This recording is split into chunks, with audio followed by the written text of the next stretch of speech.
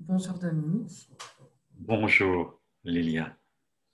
Euh, je sais que aujourd'hui tu veux nous faire part d'un poème, le lire et nous l'expliquer. Donc je te laisse la parole sur ça. Oui, c'est un magnifique poème que je trouve magnifique, qui est cité et commenté par Osho dans un livre sur les Bauls. Les Bauls, c'est une tradition mystique en Inde qui est encore vivante. Et les Bauls sont des moines, pas des moines, sont des errants, des chercheurs qui, qui traversent l'Inde à pied et qui passent d'un village à l'autre, qui vont se réunissent parfois dans les forêts et ils se promènent avec juste un petit instrument de musique qui s'appelle un ektara et qui est un instrument à cordes et qui chante. Voilà. Toute leur mystique s'exprime par le chant. Ils n'enseignent pas, ils n'ont pas d'assesse particulière. Ils sont, il est possible qu'ils aient des rencontres amoureuses. C'est, voilà. Mais l'essentiel de, de leur vie, c'est la vibration par le chant. Et un des thèmes fondamentaux, c'est la rencontre de l'homme essentiel, je dirais de l'être essentiel qui se trouve au fond de leur cœur. Mais ça, c'est déjà comme de commenter le poème. Donc, je vais vous lire le poème d'abord.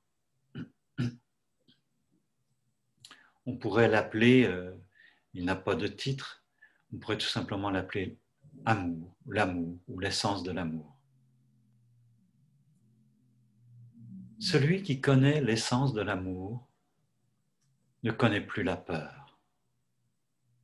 Se vouant uniquement au vécu de l'amour, qui est toujours là, vibrant devant ses yeux, sa maison devient en elle-même un lieu de bonheur. Apaisant le désir brûlant par le désir lui-même, il atteint le cœur de Dieu qui meut tous les cœurs. Et il se trouve ainsi immergé dans l'éternel amour. Que votre cœur soit le lieu bienveillant pour l'amant qui réside dans votre propre cœur.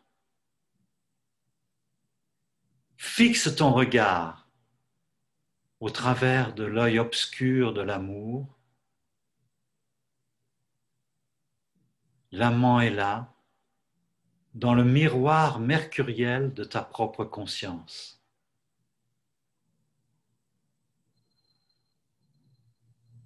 Les heures se fanent comme les jeux brisés sur le théâtre de la terre. Abandonne toute recherche et plonge dans le festival de l'amour. Je le répète, abandonne toute recherche et plonge dans le festival de l'amour.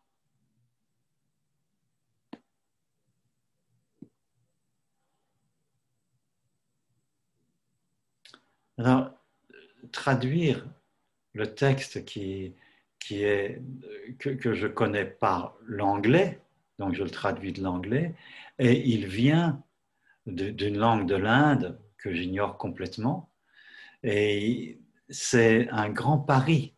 Pour moi, une traduction est toujours une interprétation, et l'essentiel, c'est, quand je traduis un texte comme ça qui me touche, c'est d'aller au plus profond de l'expérience intérieure que ce poème me fait vivre et de ne pas chercher à faire une traduction trop rigoureusement exact au niveau des mots, mais de trouver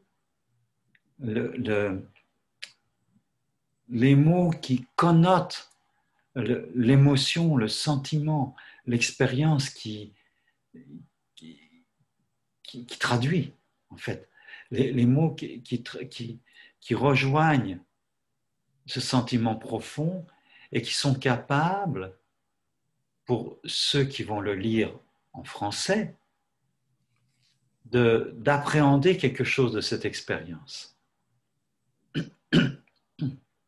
Alors, tout le monde parle d'amour, et je crois qu'il y a beaucoup d'illusions sur ce que c'est que l'amour, et de connaître l'essence de l'amour, c'est peut-être beaucoup plus rare que ce que nous pensons, et en même temps, je crois que tout le monde y a touché. C'est comme quelque chose, tout le monde y touche à un moment ou l'autre de sa vie. Alors, je reprends le poème, celui qui connaît l'essence de l'amour, c'est-à-dire connaître, pas intellectuellement, connaître, naître avec, c'est-à-dire celui qui fait l'expérience de ce que c'est que l'élan d'offrande du cœur, l'élan d'expansion du cœur, qui est l'essence de l'amour, eh bien celui-là ne connaît plus aucune peur. Le texte dit précisément, il ne connaît aucune peur et il n'a plus peur. Il n'a plus peur ni de rien, ni de personne. Et pourquoi justement il n'a plus peur L'essence même, l'expérience même de l'amour dilate tellement que les peurs disparaissent. Et c'est quelque chose qu'on ne peut pas forcer. Cette dilatation de l'amour, cette essence de l'amour ne peut pas être forcée, mais elle peut être invitée. Et elle peut être invitée, et c'est là que le tantra présente un chemin concret, c'est que l'amour, c'est quelque chose qui naît dans la présence au centre de sa poitrine, proche du cœur physique, au centre de la poitrine, et d'y mettre sa présence. Et déjà, vous pouvez l'expérimenter, rien que de poser une main au centre de sa poitrine, d'y respirer tout doucement. Il y a une fréquence subtile, une vibration subtile qui est comme un parfum délicat qui va peu à peu grandir en soi. Donc c'est l'écoute. Si vous voulez, si je veux me remplir d'amour et connaître l'essence de l'amour, qui n'est pas réduit à une relation avec un amoureux ou avec quelqu'un que j'aime, mais qui est quelque chose d'essentiel. L'essence de l'amour, c'est un état d'être. Ce n'est pas d'abord une relation. Celui qui connaît l'essence de l'amour ne connaît plus la peur, se dévouant ou se vouant uniquement au vécu de l'amour. Dès que je saisis, dès que je comprends de façon expérientielle que le vécu de l'amour est toujours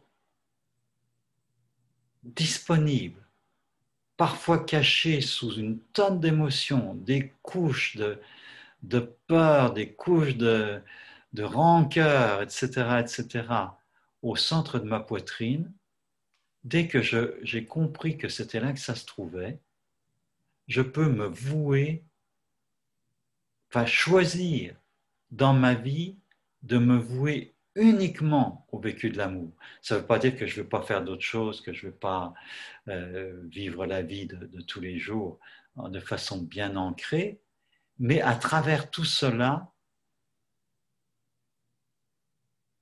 le vécu de l'amour est toujours présent.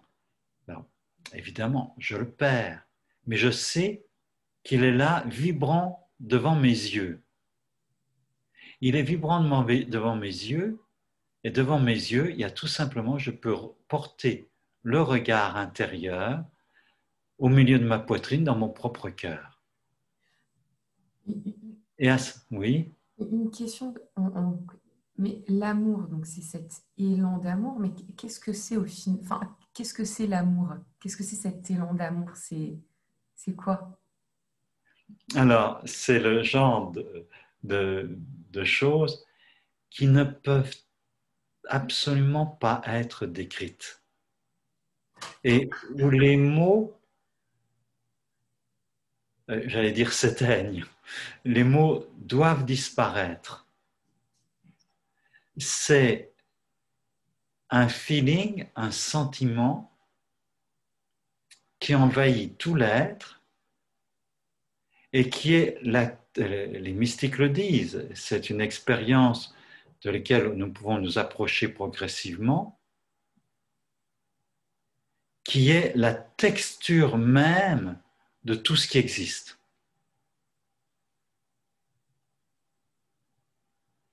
Je ne sais pas si cette réponse peut te satisfaire. La seule chose qui reste à faire à ce moment-là, c'est de continuer à m'écouter en mettant une main ou les deux mains sur le cœur et en laissant ce parfum qu'est l'amour se révéler. Et le poème continue en se dévouant uniquement au vécu de l'amour qui est là, vibrant devant mes yeux. Ma maison est en elle-même un lieu de bonheur. Et d'une certaine façon, cette dernière phrase, cette dernière partie de phrase est la réponse. La maison qu'est mon cœur est en elle-même un lieu de bonheur. C'est-à-dire, cette maison qui est mon cœur et mon corps, la maison, le corps est la maison de mon cœur, et ma maison devient en elle-même un lieu de bonheur. Et c'est vrai pour l'intérieur, mon monde intérieur, et c'est vrai aussi que ma maison physique devient en elle-même un lieu de bonheur, et les gens qui pénètrent dans ma maison, que j'invite à entrer, mes hôtes, sont invités dans un lieu de bonheur. Et il n'y a pas besoin de faire de discours, il n'y a pas besoin de faire de grands cadeaux, il y a juste à être soi-même voué au vécu de l'amour qui est là, vibrant devant mon regard intérieur que je pose au centre de ma poitrine. Alors, le couplet suivant, très mystérieux. Apaisant le désir brûlant par le désir lui-même. Il atteint le cœur de Dieu, il atteint le cœur du Dieu qui meut tous les cœurs et se trouve ainsi immergé dans l'éternel amour. Alors, le sens que j'y vois,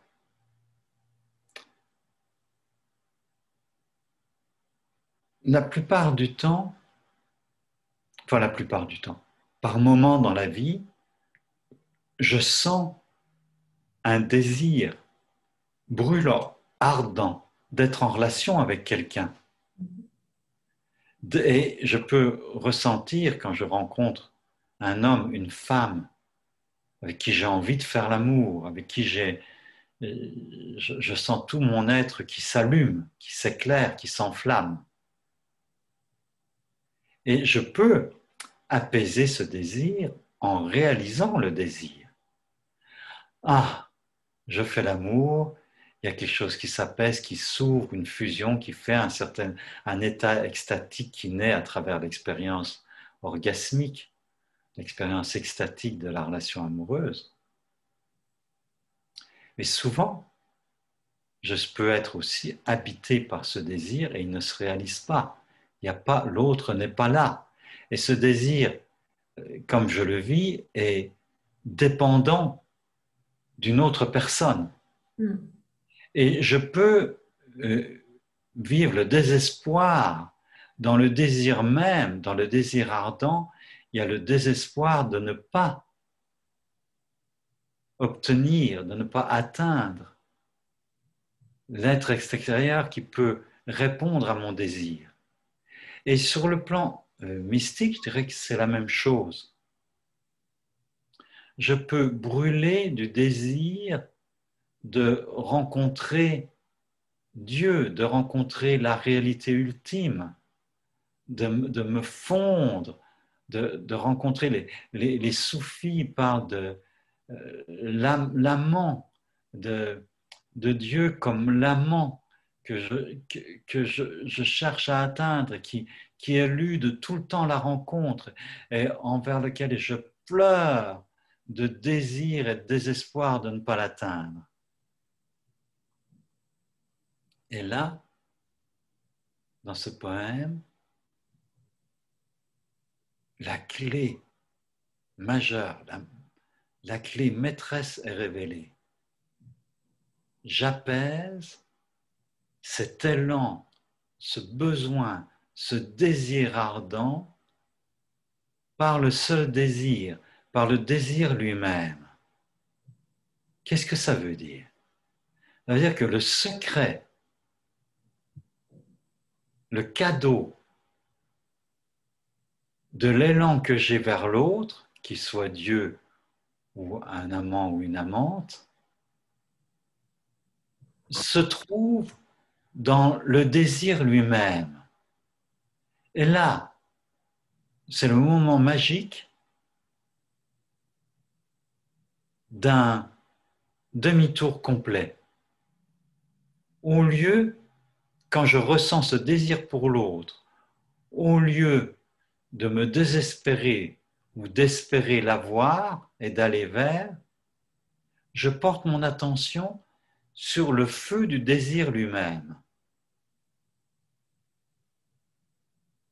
Et dans ce regard porté sur le feu du désir lui-même, je rencontre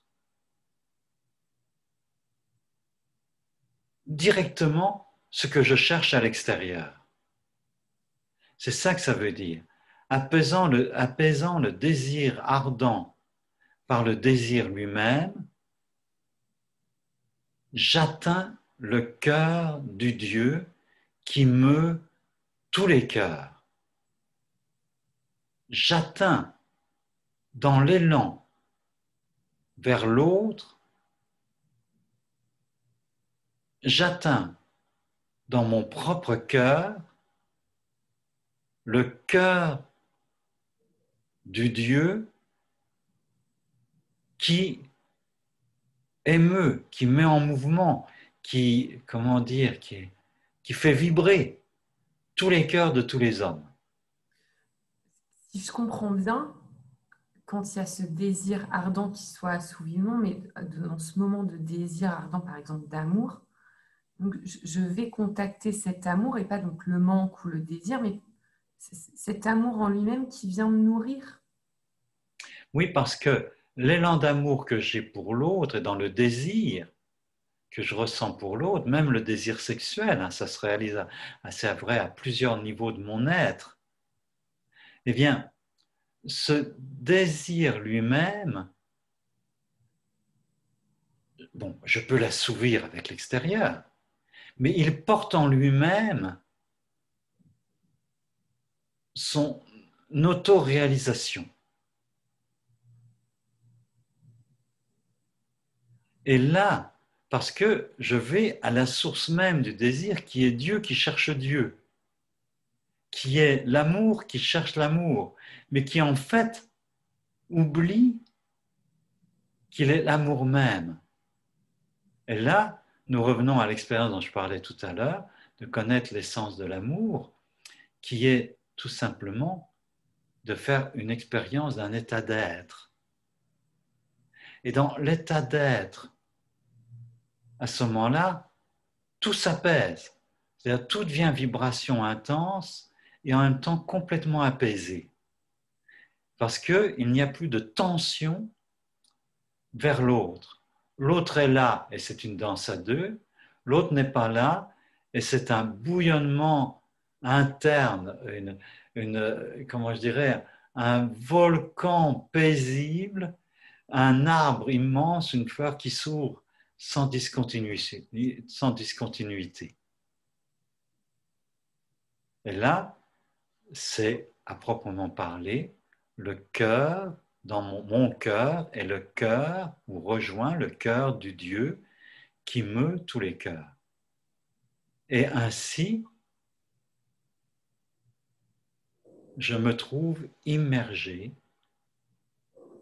dans l'éternel amour. Et étant immergé dans l'éternel amour, c'est dit par ces poètes à d'autres endroits, je meurs à moi-même, je fais une expérience de mort, de ce qu'on appelle l'ego, la personnalité, les désirs de ceci, de cela, les craintes, tout ça, parce que c'est tellement immense, je suis immergé dans l'amour même qui est éternité. C'est ce que dit le poème et c'est ce qui peut devenir l'étoile qui me guide. En même temps que je peux en avoir des aperçus, des étincelles de cette expérience, en même temps que je ne l'ai pas complètement, mais ça reste comme que c'est Jacques Brel qui dit l'inaccessible étoile. Et en même temps, l'inaccessible étoile, j'ai envie de changer les paroles et de dire l'accessible étoile, mais qui m'apparaît souvent si lointaine.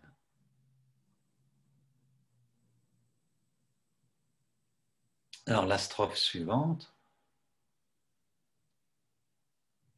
que votre cœur soit le lieu bienveillant, accueillant, pour l'amant qui réside dans votre propre cœur. Alors, la traduction que j'ai donnée, l'amant, elle ne me satisfait pas, mais je ne sais pas quel autre mot. Ce serait peut-être plus juste de dire l'être essentiel, de dire Dieu lui-même, de dire Dieu en tant que l'amant qui est l'invitation à l'amour et qui est finalement ma réalité la plus profonde et qui est la réalité la plus profonde de chacun. Et c'est le paradoxe en étant complètement moi-même, en devenant le plus totalement un individu, c'est-à-dire quelqu'un de non divisé, et en même temps quelqu'un qui est autonome, je trouve au fond de moi ce qui est universel. L'amour, on peut appeler l'amour divin, ou l'amour en disant que l'amour est Dieu, l'amour lui-même est Dieu lui-même. Et c'est dans le pari d'être authentiquement soi-même que je trouve l'universel.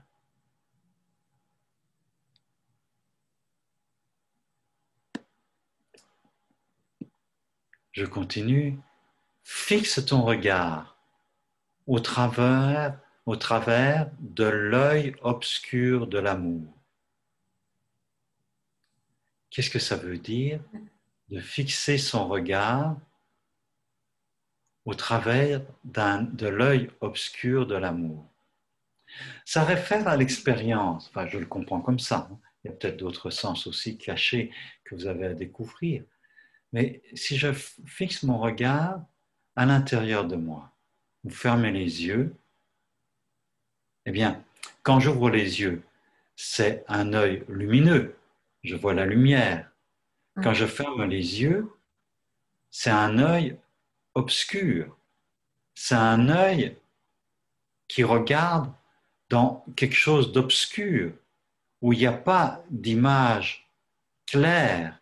C'est plutôt un état, c'est plutôt un espace, un champ dans lequel il y a de multiples vibrations. Voilà. Au travers de l'œil obscur de l'amour. Alors, fixe ton regard en toi et en particulier, focus. L'œil obscur de l'amour, c'est mets le focus au centre de ta poitrine. On en revient toujours au même, à l'essentiel. Fixe ton regard au centre de ta poitrine et c'est un regard de clair-obscur. C'est cela que le poète essaye de dire en parlant de black eye, d'œil noir, d'œil obscur. Et là, qu'est-ce que tu découvres quand tu portes ton regard dans l'intériorité même? Il est là, l'amant est là, dans le miroir mercuriel de ta propre conscience. Bon, là, c'est très, très obscur. Enfin, là aussi, qu'est-ce que ça veut dire, un miroir mercuriel? Là, il faut savoir que dans l'ancien temps, ce qu'on pouvait avoir comme, comme miroir, il n'y avait pas ce qu'on a actuellement, les miroirs avec argenté, etc. Et ce qui reflétait le plus, c'est le mercure. Quand on arrivait par, je ne sais pas quel processus, par le feu, je crois, à obtenir du mercure, et qu'on avait suffisamment de mercure, le mercure se répand sur une plaque, dans un récipient, et devient un miroir. Mais un miroir, le mercure est extrêmement mobile. Le moindre mouvement, la moindre vibration fait que l'image qui se reflète dans le miroir fluctue. C'est donc une image toujours quelque peu imprécise, en tout cas en danger. Et l'amant est là dans le miroir mercuriel, c'est-à-dire quand je regarde dans ma propre poitrine de l'intérieur, c'est une sorte de miroir étrange, un miroir mercuriel, dans lequel je peux voir, comme le devin qui regarde dans la boule de cristal ou dans justement le récipient où il y a du mercure, eh bien, au fond de mon cœur, il y a Dieu lui-même, il y a l'amant qui est là, qui m'attend.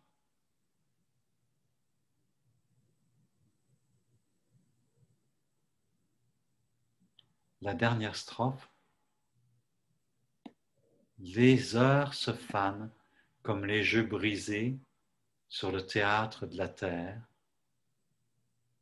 Abandonne toute quête et plonge dans le festival de l'amour. Je le répète, abandonne toute quête et plonge dans le festival de l'amour. Est-ce que tu peux nous donner des précisions quant à la première phrase? Parce que entre la première et le reste du texte, enfin, je ne comprends pas le lien, Oui, la oui. signification. Les heures se fanent comme les jeux brisés sur le théâtre de la terre. Les heures se fanent. Qu'est-ce que ça veut dire que les heures se fanent? Qu'est-ce que ça veut dire les jeux brisés? Les heures se fanent, c'est-à-dire tout passe. La passion amoureuse, les jeux de l'amour, combien se brisent,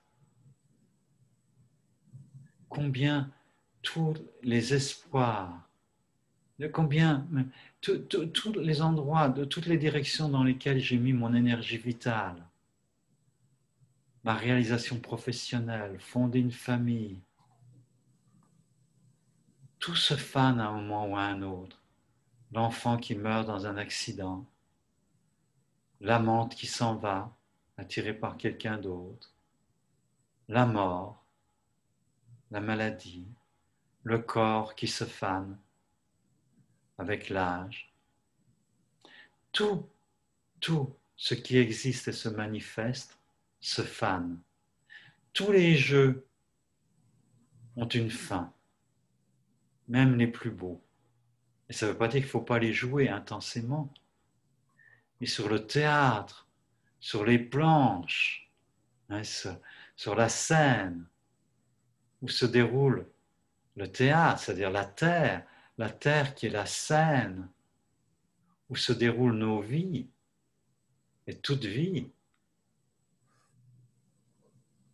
Les heures se fanent comme les jeux brisés sur le théâtre de la terre. Et quand je prends conscience de ça, que tout ce qui s'anime va aussi mourir, disparaître, se faner, il reste l'essentiel, il reste le miracle, il reste le trésor. Quand je constate tout cela, je peux abandonner toute recherche. Et ce n'est pas un désespoir, ou c'est un désespoir au sens le plus profond. Il faudrait dire l'abandon de tout espoir, le A privatif de espoir.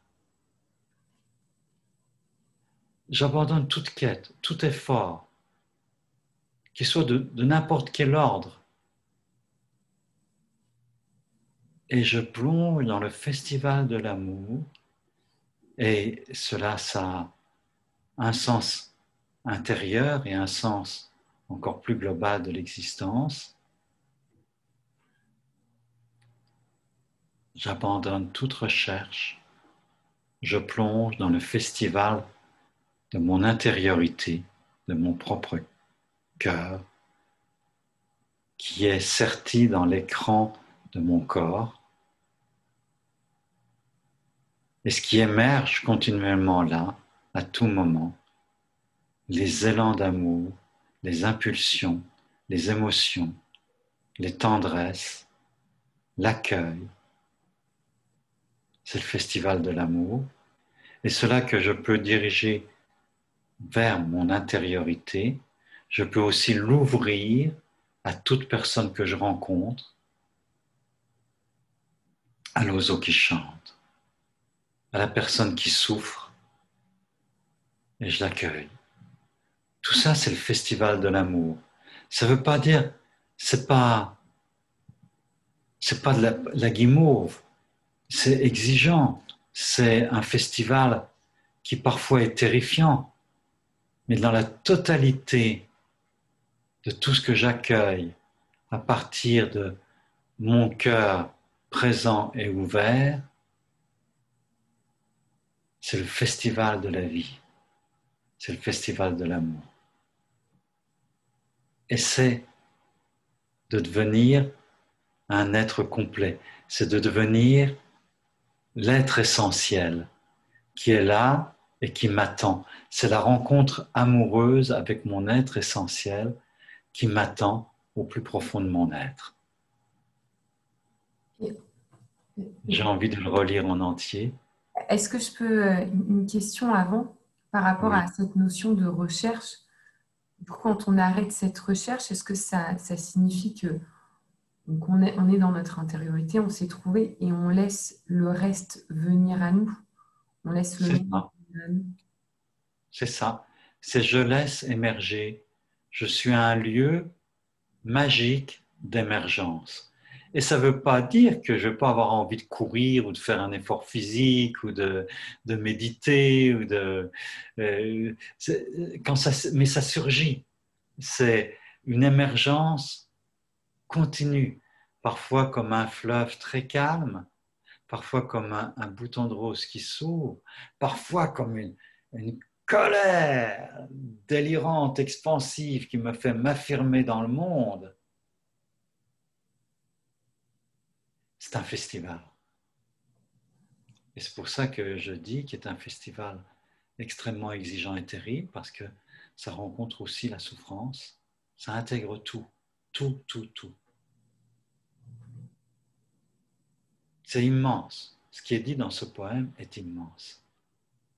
Et il y a plein de clés, plein de niveaux de compréhension. Je le lis une dernière fois. Oui. L'amour. Celui qui connaît l'essence de l'amour ne connaît plus aucune peur. Se vouant uniquement au vécu de l'amour, qui est là, vibrant devant ses yeux, sa maison est en elle-même un lieu de bonheur. Apaisant le désir brûlant par le désir lui-même, il atteint le cœur de Dieu qui meut tous les cœurs. Et il se trouve ainsi immergé dans l'éternel amour. Que votre cœur soit le lieu bienveillant et accueillant pour l'amant qui réside dans votre propre cœur. Fixe ton regard au travers de l'œil obscur de l'amour. Il est là, dans le miroir mercuriel de ta propre conscience. Les heures se fanent comme les jeux brisés sur le théâtre de la terre. Abandonne toute quête et plonge dans le festival de l'amour. Je le répète, abandonne toute quête, plonge dans le festival de l'amour.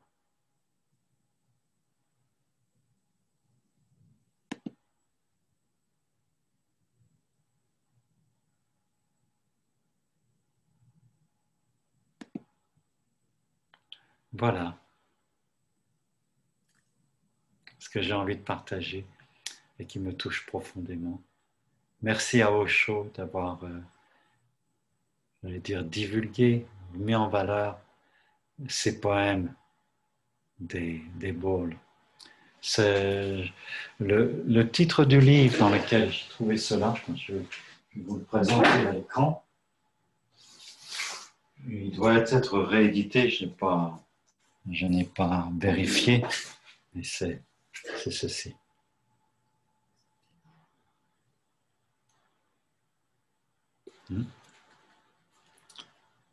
The Beloved, c'est-à-dire le bien-aimé. Là, il y a 2 volumes, là c'est dans le volume 2.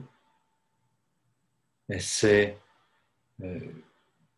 Bhagwan Sri Rajneesh, c'est un autre nom pour Osho. Speaks of the Bowl Mystics. Il commente les mystiques Bowls. Voilà. Merci de m'avoir écouté jusque-là. J'espère que ce texte vous inspire.